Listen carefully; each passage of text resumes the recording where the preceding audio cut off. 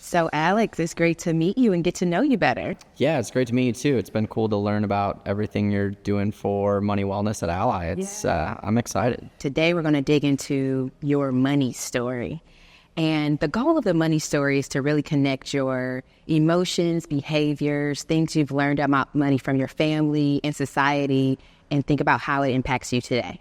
Are you ready? Yeah, It's going to be fun, I promise. Yeah, I'm excited to learn for myself, for sure. Okay, so when you think of your money story and early money memories, what would you say is your first memory of money? Growing up, my family was split, so I would spend 1 week with my mom and then 1 week with my dad.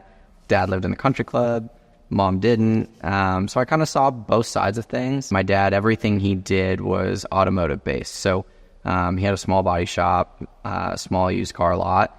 So I was always around cars, always working on cars. And, I guess like money memories in that sense would be like a lot of hard work on my dad's side, because there were no days off. There was never, like, I remember Christmas Eve and Christmas, like washing cars at the car dealership and him having to work all the time being a small business owner. So definitely was around a lot of hard work at a young age from that. So you've mentioned your dad and your mom. Who else would you say were influential in your early years when you think about money? Who kind of created your money history? So my grandmother on my dad's side opened a checking account for me. So like I got my first debit card. Having that was kind of cool. So she was a big part of that. And what would you say are some of the messages? Yeah, for me, I would say on my dad's side, it's work really hard. He will work so hard to save money. Like it's pretty crazy at times. I think my whole family probably talked a lot about saving money.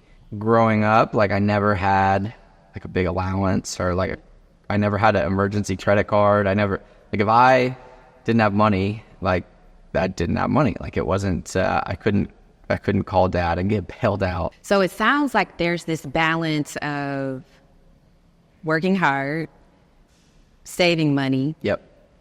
But also you want to invest wisely and save, but you want to have some fun too. Yeah. So just making that connection of understanding for everybody, not just you, and regardless of how much money you have or have, your past memories and experiences impact how you show up today. Yeah. So it's up to us to decide, does that still serve me? So one of my final questions for you is, when you think of your money story, 1, how does it impact you today? And 2, what do you think you'll do differently? Well, I think it impacts me, like you said, like working a lot, turning everything into work. Yeah, for sure. I think trying to find a better balance to that is something that I am continuing to work towards in the future, and trying to balance my weeks better. So I think that's an impact, but also, trying to set myself up for the future, trying to balance things the correct way and save the correct way, and make smart decisions for the future is a big part of kind of where I'm at right now. And that's what money wellness is. So okay. Thank you. I really enjoyed this conversation. Yeah, thanks for being here.